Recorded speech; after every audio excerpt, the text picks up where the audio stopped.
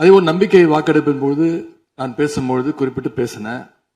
ஆளுநர் வருவாரு, ஆளுநர் உரையின் மீது வந்து பேசும்போது தமிழ்த்தாய் வாழ்த்துக்கு முதலிடம் கொடுங்க அப்படின்னு சொன்னேன். பேரவையின் அனுமதியுடன் அலுவல் நேரம் நீட்டிக்கப்படுகிறது. அதே போல தமிழ்த்தாய் வாழ்த்து முதல்ல பாடப்பட்டுச்சு. உடனடியாக தேசிய கீதமும் பாடப்பட்டுச்சு. தமிழ்த்தாய் வாழ்த்து ஒரு முறையும் தேசிய கீதம் 2 முறையும் பாடப்பட்டுச்சு. மரபு மீறல் நடந்திருக்கு. இதுவரை கடைபிடிக்கப்பட்டு வந்த மரபை மீறி 2 முறை தேசிய கீதம் பாடப்பட்டிருக்கு. இதே கோரிக்கையை இதற்கு முன்பு இருந்த ஆளுநர் எங்களுடைய ஆட்சி காலத்திலையும் வச்சிருந்தார்.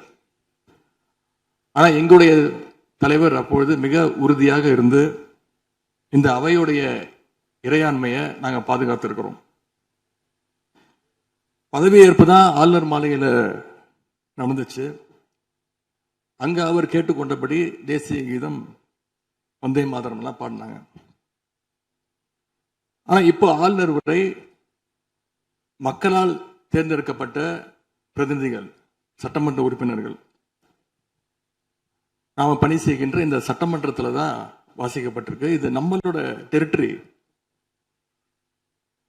இந்த நம்மளுடைய டெரிட்டரிய ஏன் ஆளுநர்கிட்ட கொடுக்கிற அளவுக்கு இங்க என்ன காம்ப்ரமைஸ் நடந்துச்சு அப்படின்னு மக்கள் கேட்க ஆரம்பிச்சிருக்காங்க. மாண்பு உறுப்பினர், ஆளுநர் உரையாற்ற வந்தபோது தமிழ்த்தாய் முதல்ல பாடப்பட வேண்டும் என்கின்ற இந்த அரசின் உறுதியான கொள்கையில் நாங்கள் நின்றோமா, இந்த அவை நின்றதா என்பதை நீங்கள் முதல்ல பார்க்க வேண்டும். நாட்டுப்பண் 2 முறை பாடியதில் என்ன தவறு என்று எனக்கு தெரியவில்லை. நாட்டுப்பண் 2ஆம் முறை பாடிய தவறு என்று நீங்கள் சொல்ல வருகின்றீர்களா? அப்படி தவறு என்றால் அது எந்த அடிப்படை தவறு என்று சொல்ல வருகிறீர்கள்? நமக்கு வேண்டியது நம்முடைய தாய்மொழிக்கு முக்கியத்துவம் தர வேண்டும், உறுதியாக நிற்க வேண்டும். இந்த அரசு எந்த சர்ச்சையும் ஏற்படுத்தாமல் நிதானமாக உறுதியாக தாய் தமிழ்தான் எங்களுக்கு அடிப்படை என்பதை வைத்து தமிழ்த்தாய் வாழ்த்தை பாட வைத்தார்களா இல்லையா? அந்த தமிழ்த்தாய் வாழ்த்தை பாட முடியாமல் வேறு விதமாக இந்த அவை திசை திருப்பப்பட்டு பல்வேறு பிரச்சனைகளுக்கெல்லாம் ஆளான காரணங்களெல்லாம் 22ஆம் ஆண்டு பார்த்தோம், 23 பார்த்தோம், 24 பார்த்தோம், 25 பார்த்தோம், 26 பார்த்தோம்.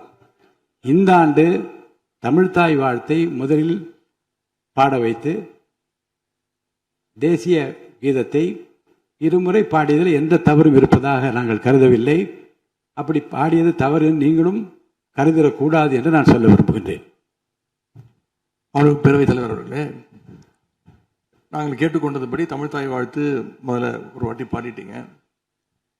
பொதுவாக இந்த அவையில் இருக்கக்கூடிய மரபு கடந்த காலங்களில், கடந்த ஆட்சி காலங்களில் தமிழ்த்தாய் வாழ்த்து ஒரு முறையும் நிகழ்ச்சி முடிஞ்சோடனே தேசிய கீதம் ஒரு முறையும் தான் பாடப்பட்டு நிகழ்ச்சிகள் முடியும்.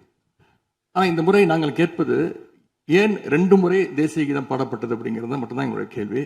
அப்புறம் தமிழ்த்தாய் வாழ்த்தையும் 2 முறை நீங்கள் பாட சொல்லி உங்களுடைய ஆளுநர்கிட்ட நீங்க ஒரு கோரிக்கை வச்சிருந்திருக்கலாம். அது இங்க பேசும்போது உறுப்பினர்கள்லாம் ஆளுநர் அவ்வளவு மகிழ்ச்சியாக இருக்கிறாங்கன்னு சொல்லி, ஆளுநரை விட நீங்கெல்லாம் ரொம்ப மகிழ்ச்சியா இருக்கிறீங்க.